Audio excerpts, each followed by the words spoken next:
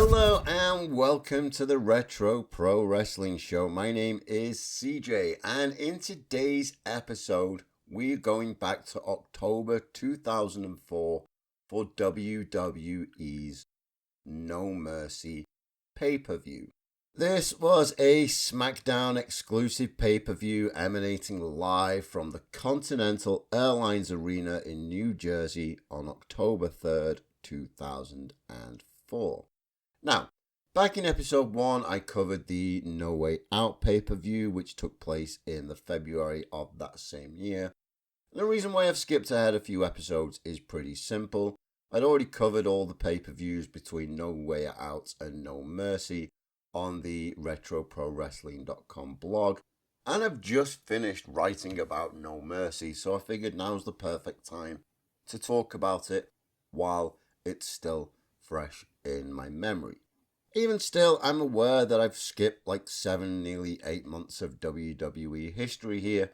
So before we dive into this No Mercy review, let's rewind a bit and look at the background and events leading into this show.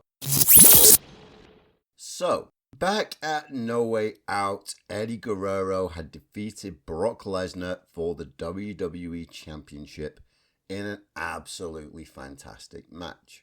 On the same show, Kurt Angle had earned an opportunity to challenge for that title at WrestleMania 20 by beating The Big Show and John Cena in a triple threat match. So Eddie and Kurt meet at WrestleMania 20, and obviously that's a great match too. Guerrero wins, and Kurt Angle is legitimately sidelined afterwards for a few months due to some issues with his neck. I don't think it was that match itself that caused those issues, but injuries were piling up for Angle and he needed some time out of the ring. But rather than having one of their most entertaining stars sit on the shelf while he recovers, WWE made Kurt Angle the general manager of SmackDown. I think in the storyline it was that he was injured by the Big Show.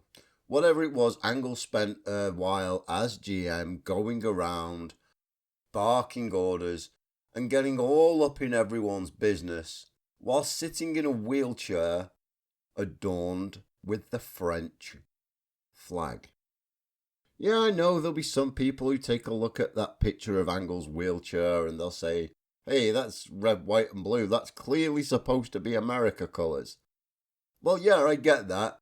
But red, white, and blue are also France colours, and they are laid out on the back of the American hero's wheelchair in the exact order and design of the French flag. But I suppose that's not important.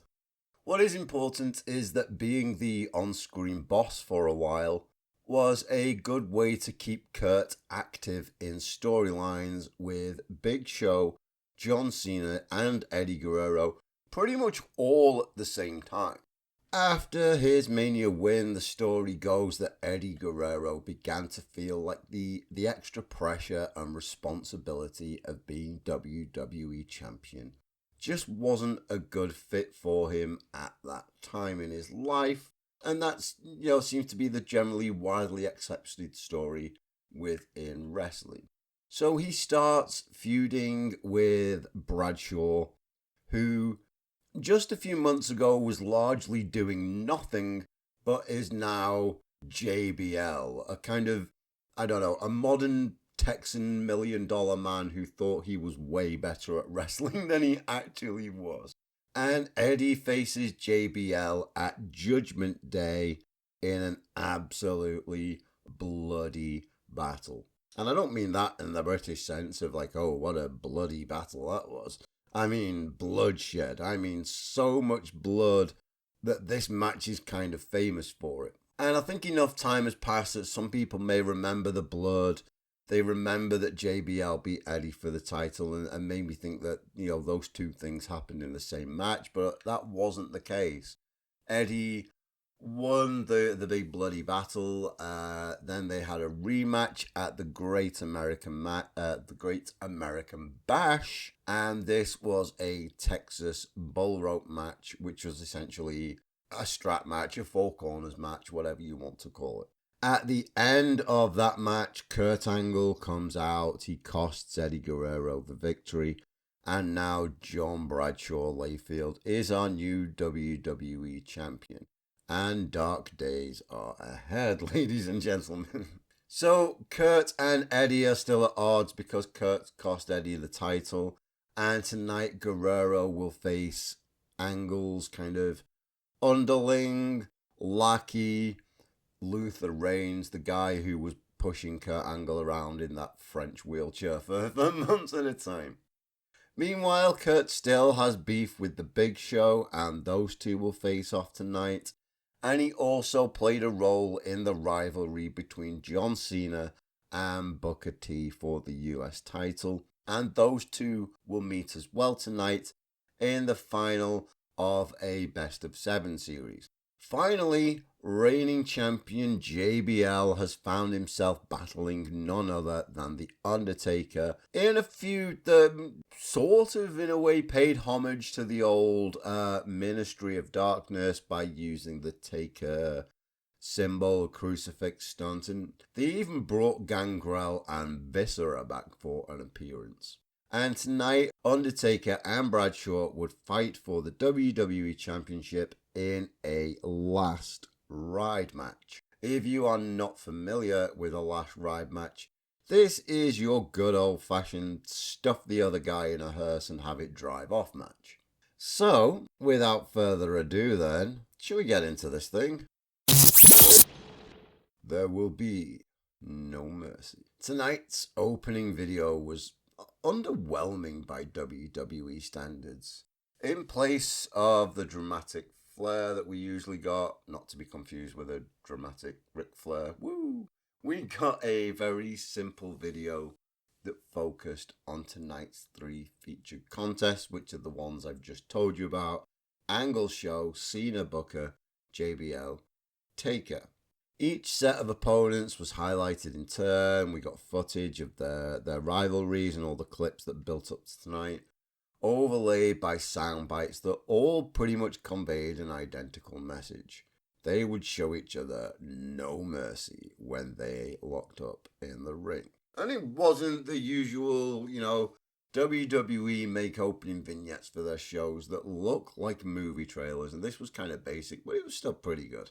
After all the usual pyro and ballyhoo, Michael Cole welcomed us to this SmackDown spectacular, taking a brief moment to introduce his broadcast colleague, Taz, and sending the cameraman off to point at the Spanish announce team. With all that out of the way, it was time for our first contest of the evening, and that would be Eddie Guerrero versus Luther Reigns. And Luther has Mark Jindrak in his corner because Jindrak has just recently joined forces with Reigns and Kurt Angle.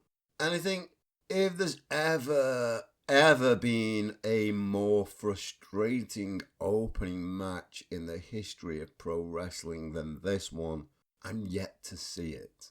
It was frustrating because it had the potential to be quite good, as evidenced by the fact that whenever Eddie Guerrero was in charge, it was actually quite entertaining. The rest of the time, it skittered between being boring and downright annoying. So yeah, it was fun when Eddie was in charge, but he was the babyface, so they naturally did the thing where the heel beats up the face for most of the match. And whenever Reigns did that, it was, like I said, it was so boring. If this was an opportunity for Reigns to get over by working with an established star, he flubbed it by using his time to do nothing more than a lengthy bow and arrow spot, followed by an even longer backbreaker spot that just kind of sucked the whole life out of the arena. Luther Reigns may have had peas before, but he certainly hadn't got a clear idea of how to engage a pro wrestling audience. Still, even his contributions to the match were not as frustrating as those of referee Brian Hebner, who seemed to go out of his way to make sure that we all knew he was the single dumbest referee to ever wear the stripes. As the bout crept towards its apex, both wrestlers collided on the mat. Eddie Guerrero rolled out of the ring, and Luther Reigns just remains in the ring lying down. Now, I know that referees tend to have quite a relaxed attitude, shall we say, to countouts these days, but surely when you have one guy in the ring and one guy on the outside, don't you at least pretend to count even if it's only slowly? Because if you're here's the thing, right, let me explain it this way. If I'm a pro wrestler, and let's pretend that wrestling is real because we're supposed to pretend that pro wrestling is real while we're watching it, right? So if I'm in the ring and my opponent's on the outside and the referee isn't counting him out, that referee is depriving me of an opportunity to win the match, is he not? But Brian Hebner clearly didn't give a damn whether Reigns won or not. He simply just let Eddie Guerrero lie around on the outside for a while.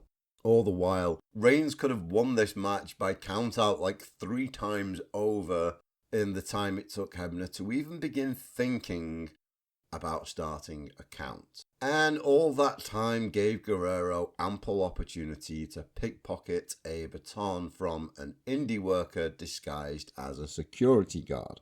Back in the ring, Guerrero scaled the top rope, and again Hebner could have begun a count. Instead, he threw his arms up in the air, and he threw his arms up in the air in a way that basically said, I don't know what the hell I'm doing, do whatever you like.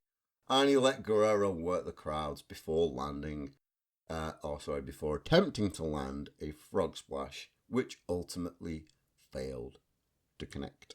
This left both men prone on the mat long enough that I'm sure, again, any other official would have started a 10 count. Not Brian Hebner, though. I mean, he thought about it, sure, but he decided that while the guys were taking a nap in the middle of the ring, it was a good opportunity to do a little bit of spring cleaning. So he ignores them, he goes over to the opposite side of the ring, and he clears away a chair that had been left from an earlier spot. And he doesn't just clear away the chair, he picks it up, he carries it all the way over to Tony Chimmel, and then he proceeds to talk to the ring announcer for a while, and he's basically engaging him in conversation, like, here, you see this chair? Take this chair. Why do I have to take this chair? Just take this chair. And while all this is going on, with the stupidest bloody referee I've ever seen in my life, Guerrero has the chance to get up, smacks Reigns with this baton that he's stolen, finally connects with the frog splash, and wins the match. Look, I have no problem with distracted referee spots. Sometimes it can go really down really well. But this was a referee seemingly distracted by his own stupidity, and as the young folks say, I just can't even with Brian Hebner right now. Anyway, so Guerrero wins that match thanks to dumb officiating and a baton to Luther Reigns. Out in the back, Josh Matthews is there to interview Dawn Marie, had been meddling around in the relationship between Miss Jackie and Charlie Hart. Tonight, she would team with the Dudleys to take on Jackie, Charlie, and Rico. But first, she had a few words to say to Josh Matthews and let him know that Hart was basically infatuated with her, and she had no problem, she swore, telling this to Jackie herself. To prove it, she burst into Jackie's locker room, conveniently right in time to catch her in the middle of changing. With her limited acting range even more exposed than Jackie's boobs at this point, Dawn claimed that Jackie had forced Hart into marrying her, and she was even so brazen as to insist that she was having an affair with the guy, something which his actual fiancée didn't seem to believe for one moment. Look, I'm sure Dawn Marie is a lovely person, but my goodness, did that segment ever induce major amounts of cringe. It was I know wrestling gets called a soap opera, but this was like bad acting soap opera on the worst possible scale. Thankfully, we moved on from that and we moved on to some more wrestling with match number 2. Here we had WWE Cruiserweight Champion Spike Dudley with the Dudley Boys in his corner, taking on Nunzio with Johnny the Bull Stamboli in his corner.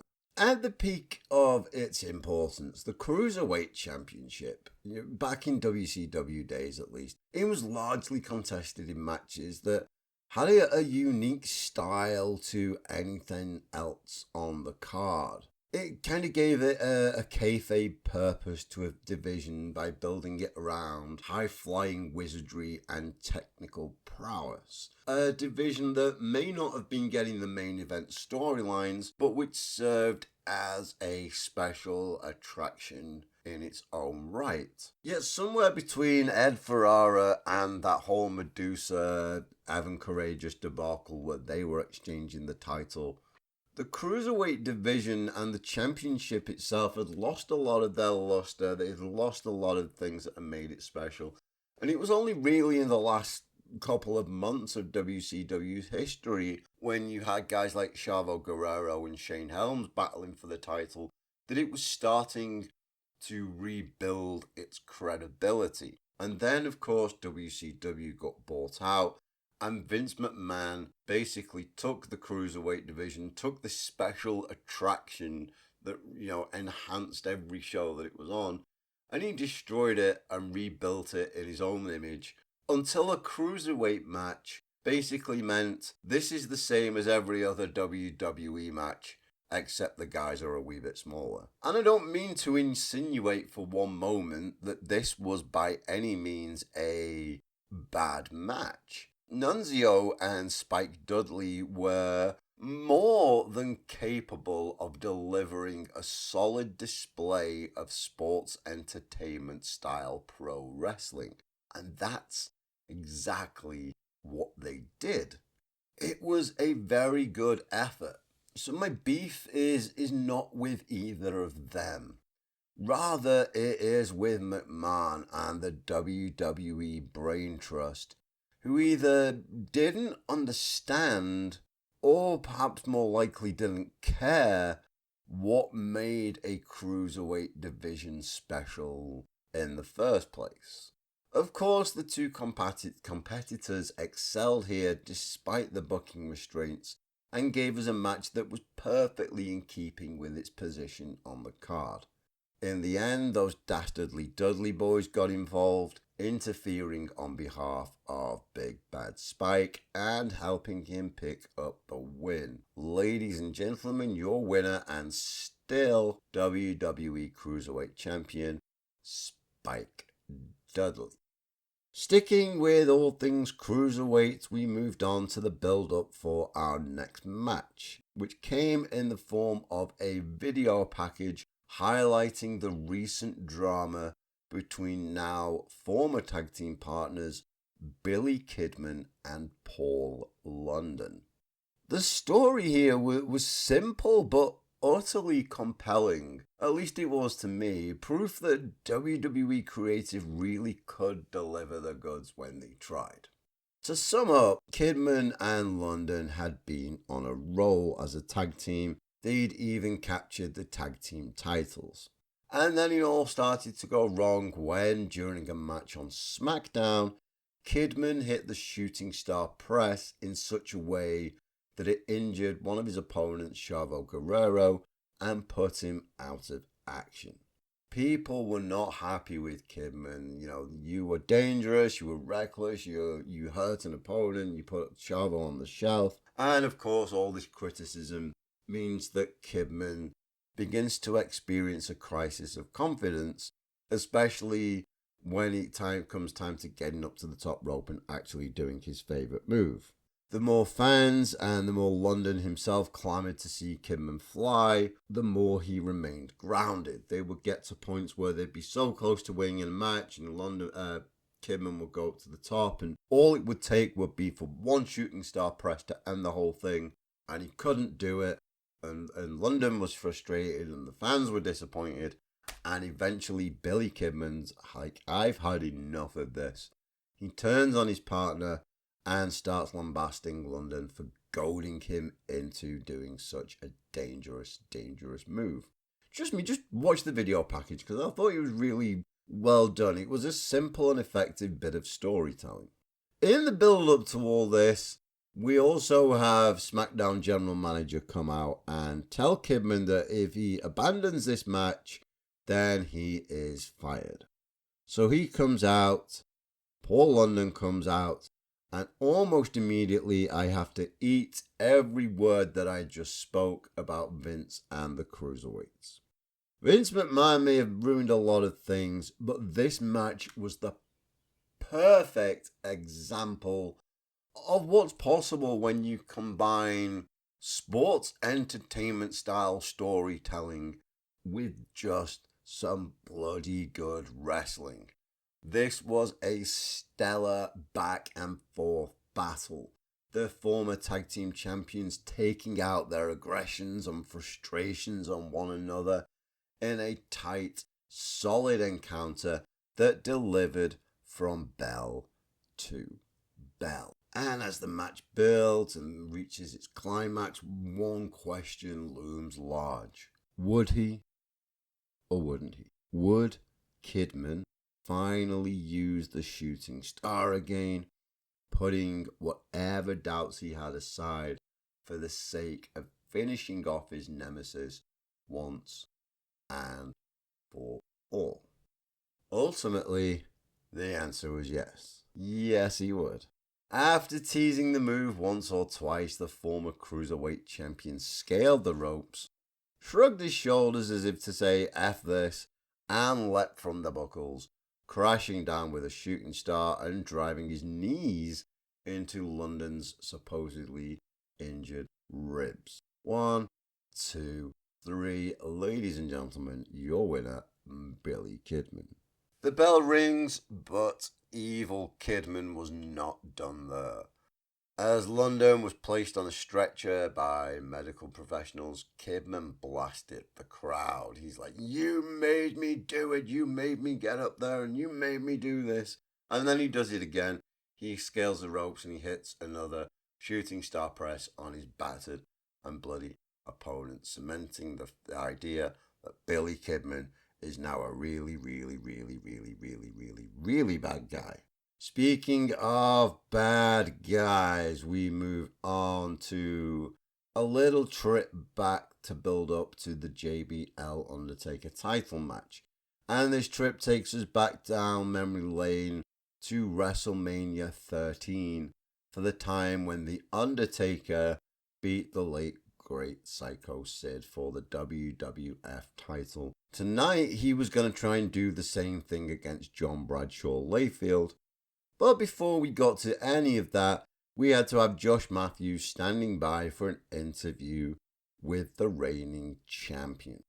To his credit, John Layfield cut a convincing promo, complaining that the entire pay-per-view was biased towards Undertaker when it should have been focused on his big wins instead.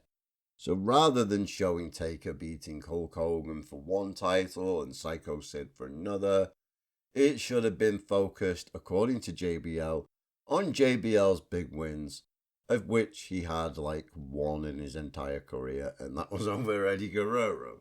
And he talks, and he talks, and he says, in every match, I have a guaranteed victory, and tonight, I and he couldn't do it. The usually cocky champion couldn't bring himself to guarantee victory over The Undertaker, instead claiming that the only way his opponent would take the title would be over his dead body. Next, we move on to the WWE Tag Team Championship, and this is the time, 2004 is the time when I stepped away from watching wrestling for a while, which is kind of why I'm enjoying going through these shows again. But It strikes me as very obvious when you look at the participants in this match that the WWE were really kind of short on solid quality tag teams. Here, Kenzo Suzuki and Rene Dupree are your WWE Tag Team Champions, and they are facing Rob Van Dam and Rey Mysterio. And yeah. And did I mention that Rene Dupree had the words French tickler on the back of his trunks? I mean, ew. So before things kicked off here, Kendo Suzuki treats the crowd to a tribute to Bruce Springsteen, New Jersey's own, because remember, they're in New Jersey. And his tribute to Bruce Springsteen basically just consists of him yelling, "Born in the USA, woo!" and then backing that ass up like a coked up Rikishi. Thankfully, he was soon interrupted by Rob Van Dam. Together, he and partner Rey Mysterio took... Sorry, I'm still laughing at the coked up Rikishi thing. Together, he and partner Rey Mysterio took the fight right to the champions, delighting the audience with a flurry of high-flying offense, which climaxed with stereo cannonball planches. The two somersaulted over the ropes and crashed onto their opponents outside of the ring. Dupree and Suzuki eventually seized control, slowing the pace and wearing down their opponents in the middle of the ring. However, their offense didn't last long. The challengers regained momentum. The pace quickened.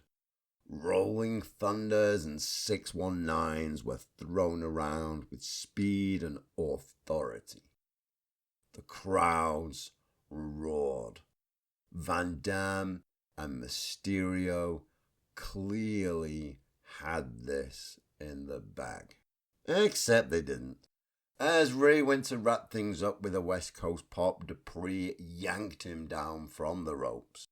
Mysterio rolled in the ring, and there he was wrapped up by Kenzo Suzuki. The referee began to count, and as he begins to count, Suzuki grabbed his opponent's hands to stop Mysterio from getting the ropes.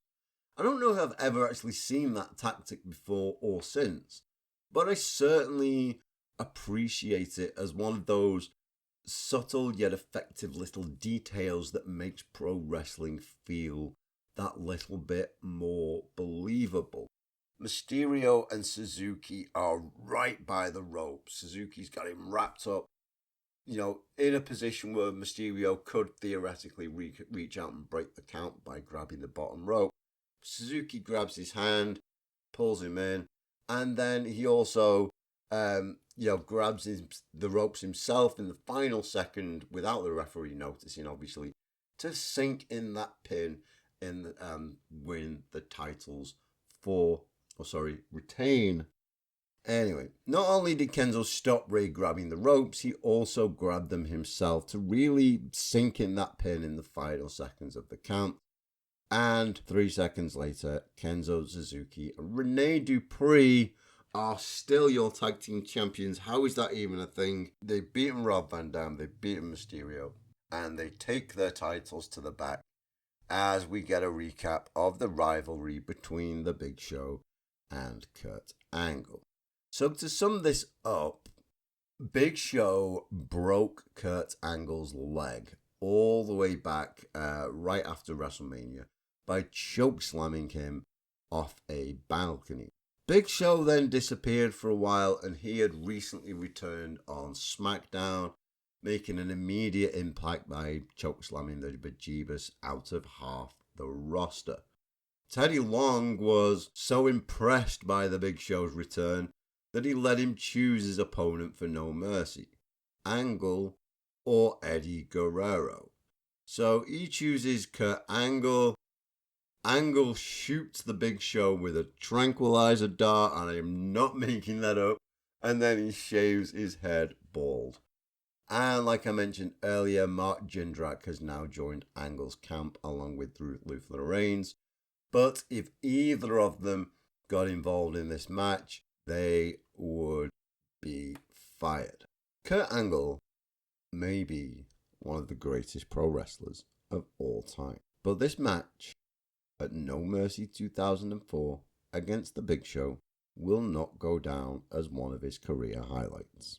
Early on in the match, the Olympic gold medalist decided he wanted no part of his opponent, and he was willing to take a count-out loss to avoid basically getting his ass whooped. However, as he tried to walk away, Teddy Long came out and informed him that if he didn't return to the match, he would never compete on SmackDown again. Reluctantly, Angle returned to the ring, and to the inevitable ass-whooping that awaited him. He got smacked and chopped and generally assaulted all the way around the ring by a very big, angry giant.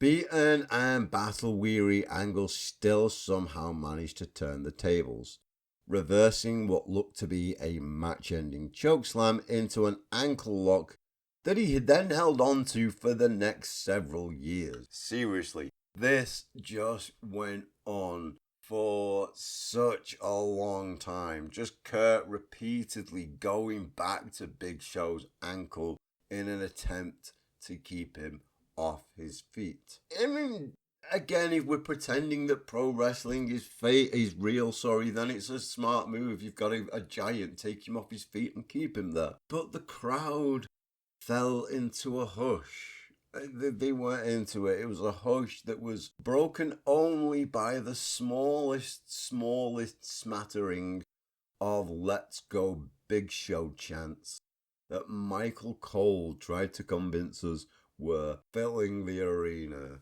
He's like, the crowds, they're filling the arena with their support for the Big Show. No, they're not. It was like two drunk guys in the fifth row shouting for Big Show. Anyway, at one point, Show managed to blast his way out of that hole, but in doing so, he kicked Kurt right into the path of Brian Hebner, who, to be honest, I'm still annoyed with from the earlier match. So yeah, damn right, Brian Hebner deserved to get knocked on his ass for a bit in this match.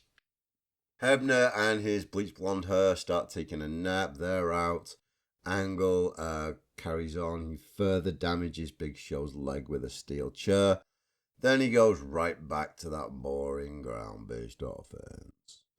And as the finish approaches, Big Show makes an inevitable comeback. Kurt Angle grabbed a tranquilizer gun, and Brian Hebner, who has woken up by this time, he seemed perfectly okay with it. He's like, okay, you want to use it? Yeah, Brian. I think Brian Hebner was just stoned off his tits at No Mercy 2004. He did not care about anything. You want to bring a tranquilizer gun in? Do it. You want to bring a baseball bat in? Do it. It didn't really help Kurt Angle anyway, because Big Show just picked it up, and snapped the tranquilizer gun in half. And Taz is like, that's not a toy, even though it clearly was. And Show lifts Kurt up to the top turnbuckle, chokeslams him off it, gets the cover, gets the count, gets the fall. Overall, I'd say that match was better in theory than it was in practice. The story of the desperate heel doing everything that he can to prevent getting annihilated by a big angry giant. It was both obvious and satisfying. It seemed like the right story to tell, but the execution of it, just wasn't that great. So, Show wins the match with the chokeslam, and as he's celebrating, we cut to a commercial for Eddie Guerrero's new double disc DVD, Cheating Death, Stealing Life. Then we come back to the arena and we find Kurt Angle being helped to the back by Jindrak and Reigns. And we also see Kurt Angle in a vignette for our upcoming match between Booker T and John Cena. This time it is Kurt Angle back from when he was a commissioner, being rolled around in that wheelchair with this French flag on the back of it. And he has problems with John Cena. Every time Cena attempts to hit arch rival Booker T, it somehow results in him accidentally, Booker T moves out the way or whatever, and Kurt Angle gets taken out instead. And Angle's like, if you do that to me, John Cena, if you hit me one more time, I'm going to strip you of the US title. So, of course, it happens again. Cena goes to hit Booker, accidentally hits Kurt Angle. Kurt strips Cena of the US title. And then Kurt Angle, his time as GM or commissioner or whatever he was, that ends. Teddy Long takes over the reins again, and by this time, Booker T had recaptured the US title in kind of shady heel circumstances. And this prompts Teddy Long to put the title up in a best of 5 series between Cena and Booker to determine once and for all who the true United States champion really was. Was it the guy who had been stripped of the title but never actually lost it? Or was it the guy who played dirty to kind of steal it and bring it into his clutches? So this best of 5 series had been going on, and both were evenly tied. It was 2 victories to Cena, 2 victories to Booker T, and the final deciding match to determine the undisputed United States champion was about to take place right now. The bell rings and Booker T is very much the aggressor in this match. It starts with both guys trading fist and fire in the early going before the action spills to the outside. There, Cena gains a momentary advantage over his opponent, but as soon as things get back between the ropes, he gets cut off. Booker T takes control once again.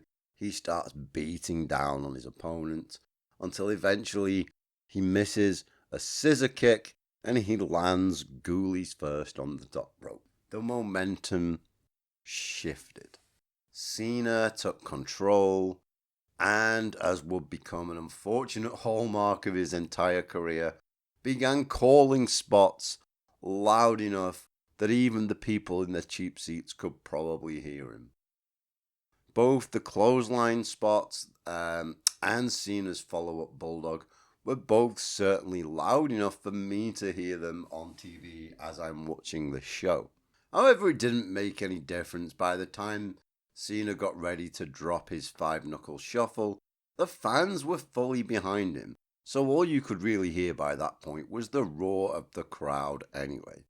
And they were roaring for Cena, they were behind him. However, Cena then spent so much time milking the praise of the crowd that his opponent had more than enough time to recover and ultimately kick out of said 5-knuckle shuffle.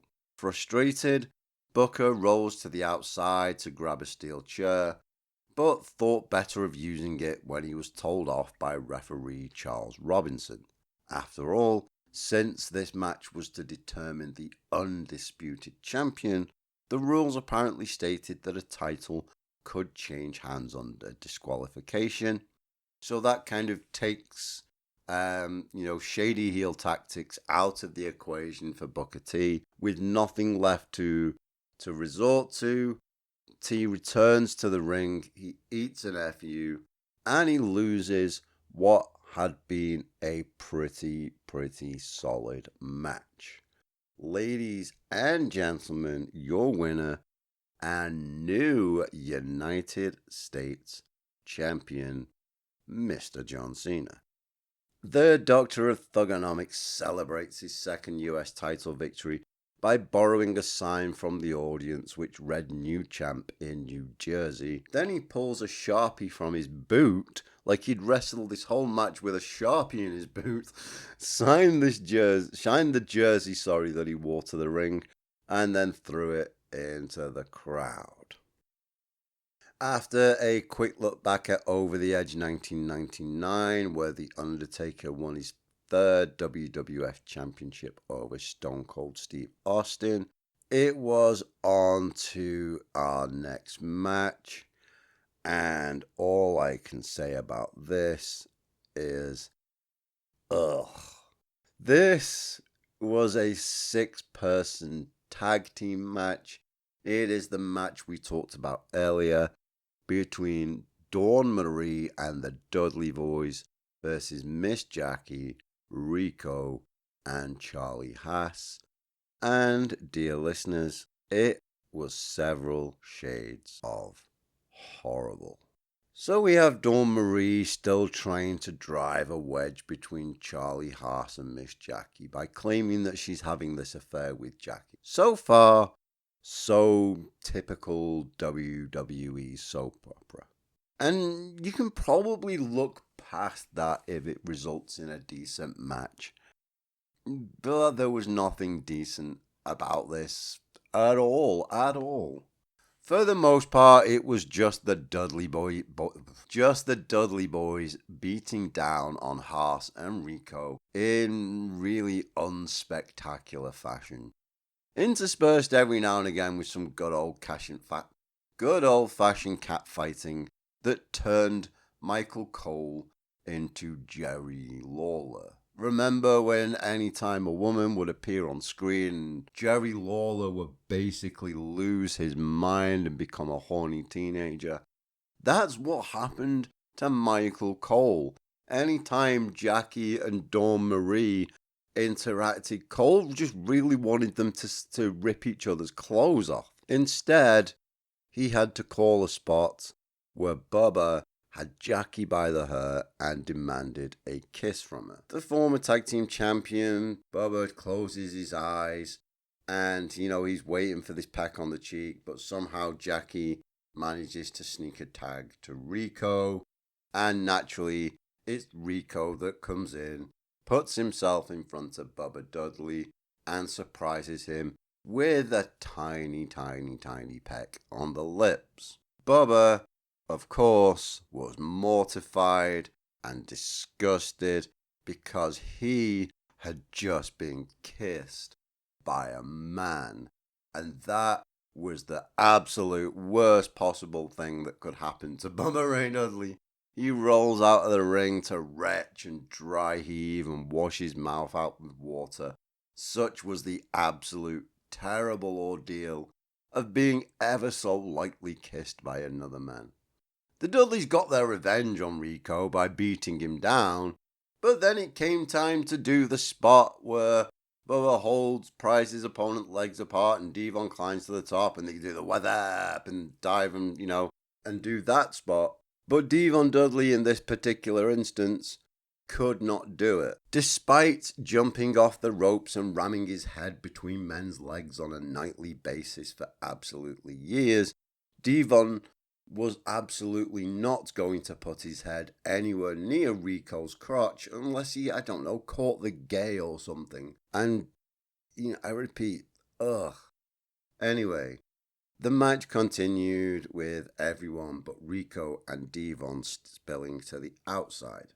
At that point, Rico hit a sweet moonsault off the top rope and won this utterly embarrassing match. Seriously, if you want to see just how far the WWE has come in terms of the way it treats women and the way it involves, LGBTQ characters and storylines, just watch this match to see how bad it used to be. That whole thing of the Dudleys are so disgusting. And I know they're supposed to be heels and only a bad guy would be homophobic, but it was so dumb. It was just bad. And it obviously didn't help that you had Michael Cole just being horny all through the entire match for Dawn Marie and Jackie. And he's very disappointed when the bell rings and they continue to fight, but they get pulled apart. By this point, we are almost at the main event, but before we get there, we go back to Judgment Day 2002 for the Undertaker's fourth WWE Championship win over Hulk Hogan. Could he make it 5 tonight? We'd find out after one final video package. This one looked back at Taker and JBL's last match back at SummerSlam 2004 and at Teddy Long ordering a rematch with those last ride stipulations. So here we are. This is a last ride match for the WWE Championship. WWE Champion John Bradshaw Layfield versus The Undertaker. And the only way to win is to stuff your opponent inside a hearse. This match lasted a second over 20 minutes, and it was entertaining for about 5 of those minutes. I mean, okay, things looked promising in the beginning. The Undertaker flew at JBL and began wailing on him in the corner before basically running through the Dead Man's Greatest Hits Volume 1 in about 3 minutes. We got an old school. We got a chokeslam. We got that thing where Taker lies his opponent on the apron and runs and leg drops him on the apron. I don't know if there's an actual word for that other than apron leg drop, but you know what I'm talking about. We got that as well. The problem was that we got all of this in what felt at times like just slow motion as Taker just takes his sweet time beating his opponent into a lifeless heap. Clearly, Undertaker was in no hurry tonight, and that was his first mistake. After destroying the champion to the point where he could have basically won any normal match, Undertaker, instead of actually winning the match or attempting to win the match, slowly labored over to the announce tables and then began setting them up for a later spot. And trust me, I could do an entire separate episode on this podcast about how much things like that kind of bother me in pro wrestling, that takes it out of me. Like, we're going to take some time now to create this elaborate construction of furniture that we can use in some dazzling spot later on in the match. When you know what, if the job is to beat my opponent, rather than wasting time flipping doing pro wrestling feng shui with the chairs and the tables and the ladders and the ring steps and whatever else, just get in the ring and beat the guy. So he doesn't. He goes over to the announce tables, he gets them, he rips all the stuff off, they're ready. And he takes so long in doing that Bradshaw manages to return from the dead and smacks Taker upside the head with the ring steps. Again, if you've got your opponent beat, go and beat him.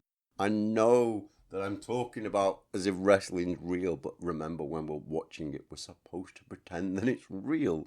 And sometimes the logic just really, really makes that hard. So the momentum shifts, and the crowds momentarily got excited because, to be fair, it was a pretty nasty chair shot, ring step to the head shot.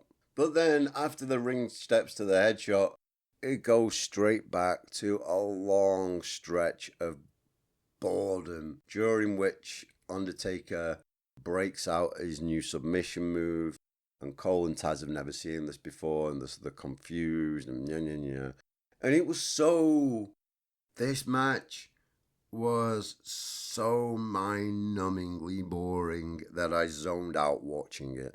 I've written notes for this match, and I was staring at the TV, but I wasn't really focused on the match itself because it was so dull. And then one spot grabbed my attention with force and started forcing me to pay attention to this match again. And that match was that spot was the Undertaker hitting JBL with a tombstone piledriver onto the ring steps, busting the champion wide open. Something about that made me sit up and take note for sure. And I'm glad I did, because the next few minutes of the match were actually relatively entertaining. Layfield recovered and he blasts Taker in the face with a chair shot. A chair shot that struck so loud that those in the cheap seats probably went home with hearing loss because of it. They stumbled the way up to the announce tables. Undertaker sends JBL crashing from one table to another with a huge chokeslam that proved to be one of the very few highlights of the match. It was a highlight, but it wasn't enough to earn the Undertaker a victory. He dragged JBL all the way to the hearse, but when he opened it up, who should pop out but Heidenreich, of all people. And this was the second mistake The Undertaker had made in this match. The first mistake was taking too long with that announce table. The second mistake was having learned nothing. How many times has The Undertaker been put in some kind of match that involves stuffing your opponent inside something else, only to be ambushed by a gaggle of heels? You know, we saw it at Survivor Series 1994. We'd seen it a bunch of times before and since. And apparently he had learned nothing because Heidenreich came out and he's completely surprised. And so is Michael Cole. And all Michael Cole can keep yelling is, "What's he doing here? That lunatic! That lunatic!" And Hinders knocks Taker out with some chloroform, stuffs him in the hearse, as Michael Cole is calling him a lunatic. But before the hearse could drive completely out of the arena, The Undertaker re-emerged. Not that that did him any good.